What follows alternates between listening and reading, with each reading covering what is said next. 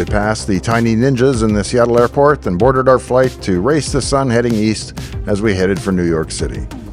Landing in Newark, New Jersey meant we basically got to take the Sopranos intro ride on the way home.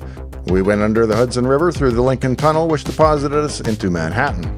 We then consulted with the locals in a local establishment before getting a good night's sleep and heading out in the morning to see the sights. First, we saw the important national monuments before going on to some of the places of worship. And I think it's a pretty safe bet that at least in terms of architecture, the Catholics have Microsoft beat. You'd never know that they have about the same annual budget. And I happen to think it's hilarious that you can take a trip at the travel agency. And this is a Pablo Picasso goat at the garden party before the main event the next morning. But to do that, I have to get my secret credentials.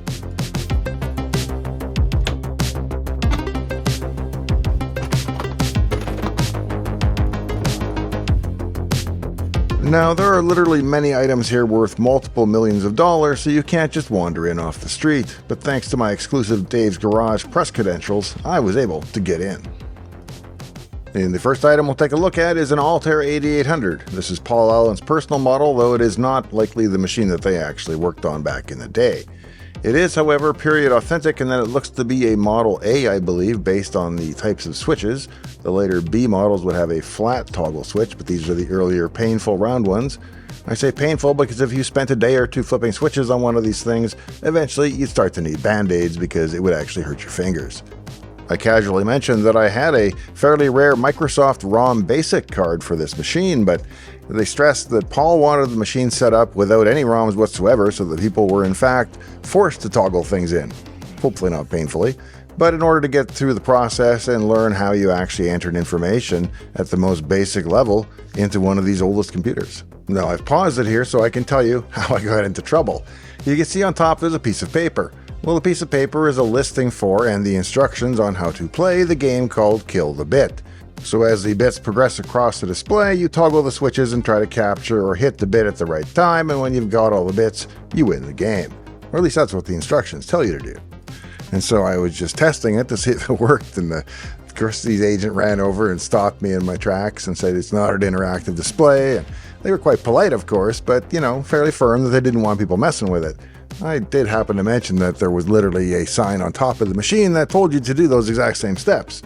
And then ironically, the next person that came over was a representative who showed me how to play Kill the Bit by toggling the switches, so I just kind of smiled and grinned. Now, of course, all of the hardware here is lovingly maintained by the staff, or has been lovingly maintained by the staff at the Living Computer Museum, and so it's all in really great condition. My sense is that the auction estimate is actually pretty accurate and fair. But what is it? What would you pay? $5,000.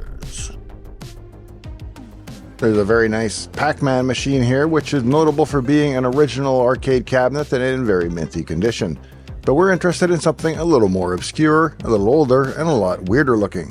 The game is called Computer Space, and it was released in 1971 by what would later become Atari. The creator, Nolan Bushnell, is also the guy that you might know from Chuck E. Cheese, but this is his first commercial game as far as I know. There were on the order of 1,000 of these made, but they're pretty big and weird, and how many survive and how many are actually in working condition is another question. This one is absolutely mint, and the auction estimate is $8,000. But think of all the quarters you'll save. Next up, we have a very nice Xerox Alto. It's hard to argue that the Alto was not the most influential computer, that was really not a commercial success in any sense. It has a graphical user interface, a mouse, it has Ethernet, and the ability to run multiple applications at the same time. It's one of the very first computers to use a what you see is what you get text editor, and has a full bitmap display. Now, this is impressive because it came out in 1973, which is about 51 years ago. Now, at a price of $32,000, which is equivalent to $150,000 or so today, you can see why, even though it was cool and very powerful and very innovative, it did not sell a lot of units. But could you have saved by waiting and buying it today? What's the auction estimate on this machine, which is really a cornerstone of computer history? Is it $150,000? How much has it increased over the time? Let's find out. Only $8,000? Add to cart. Where's the button? Something kind of odd here, or at least it's odd in the sense that it's not a piece of tech equipment per se, but it's certainly tech in the real sense, because it's actually from the Gemini program, and it belongs to, or it was made for, Ed White, who performed the first U.S. manned spacewalk and who would later tragically perish in what would later become known as the Apollo 1 fire. What's this piece of Gemini history estimated to bring? A cool $120,000.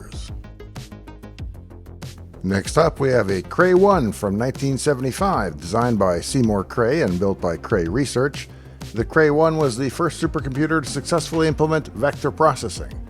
These systems improved performance of math operations by arranging memory and registers to quickly perform a single operation on a large set of data. And so that kind of necessitates the design. The circular notion is from the fact that everything has to be within a certain distance of everything else, and the maximum wire length is constrained by the frequencies that they're operating at. And that's why the machine is built around a circular core, so that no one point is any further than any other point, or nothing exceeds the maximum length, I guess is the more important point. Now, you also combine that with liquid cooling, and that's why it winds up looking like a piece of furniture, which it's also designed to be. And in fact, in many ways, this one may now be that, because looking at the cables at the bottom, they look like they were all amputated. So unlike most of the stuff at the LCM, this one does not appear to be in working condition.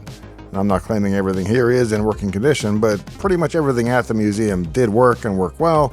So this one looks more like shop art for a very expensive shop. Now, $250,000 might sound like a lot, but when in the context of being, the ultimate flex amongst your billionaire tech pros, I think it needs to be in your man cave. Our next item is an original, authentic German Enigma machine. It has a rotor mechanism that scrambles the 26 letters of the alphabet. Now, normally, one person enters text on the Enigma's keyboard, and another person writes down which of the 26 lights above the keyboard lights up when they press the letter. If you enter plain text, what you get is ciphertext lighting up. Entering ciphertext transforms it back into readable plain text. The rotor mechanism changes the electrical connections between each rotor, and then again between each of these plugs, and between the keys and the lights with each key press. And the rotors advance one turn, kind of like a speedometer, so that you never get the exact same code in 2 steps. Now, I'm by no means an Enigma expert, but I did read a book that I stole from a Holiday Inn Express once, and it does say that if it has 4 rotors, it's likely a submarine unit, because the field units had 3 rotors only, and the subunits had 4 that they could pick from a set of 8, I believe. Either way, this machine is certainly rare, and let's see what it's expected to bring at auction. Be sure to ask about the monthly financing options. No, I'm sure they don't do that. Now, it's not very common, but if you're lucky, perhaps you have seen an Apple I before. However, you've never seen the Apple I before, unless you've been here and seen this one, because this is Apple's own demo unit. It was removed from Steve Jobs' office in 1985 by Don Hutmacher, and then the machine descended and went through, and it was eventually acquired by Paul. The machine is going to be quite pricey, as you can imagine. Apple I's on their own command quite a price, but this one, with the provenance and the badge of the guy who actually removed it from Steve's office and so on, makes it quite a rare piece, and it's the one that Paul wanted, so you can imagine it's the one to have.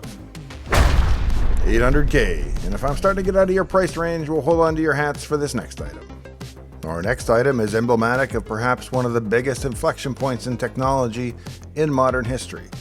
Primarily authored by Leo Szilard, Edward Teller, and Eugene Wigner, the letter warned that Germany might develop atomic bombs and suggested that the United States should start its own nuclear program.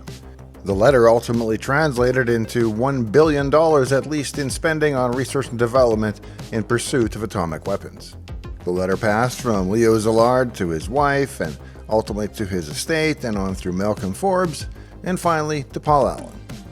Now, have you ever been at a charity auction where you make a fairly, generous bid on a charity item, and then they decide, oh, we can sell this item twice?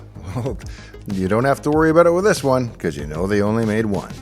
And if you want to own it, the estimated price is $6 million.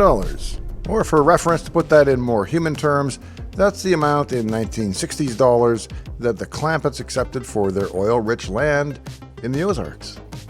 Now, the only problem with this whole adventure is that morning that I was supposed to leave was also the morning that the CrowdStrike shenanigans happened.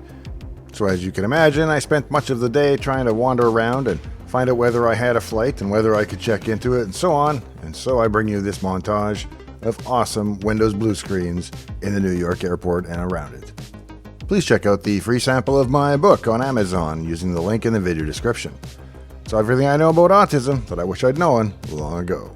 Make sure you're subscribed to the channel so that you see the other auction items that I'll be giving you an exclusive preview to if everything goes well, and I'll keep you up to date on the rest of the auction prices. And before you go, an IBM Model 360, I believe, a Model 91 specifically. It's kind of the king of the Das Blinken lights. This one has been maintained and modified, so it's driven by some kind of system that they've installed in it, because I once saw Pac-Man cross the LED display, and I'm pretty sure that that was not something that IBM foretold on the IBM 360. So it's not an original panel in terms of mechanics inside, but it looks 100% original in terms of appearance and aesthetics. It's expected to go for $40 to $60K. I wish I had it in my shop here, so feel free to donate it to the channel.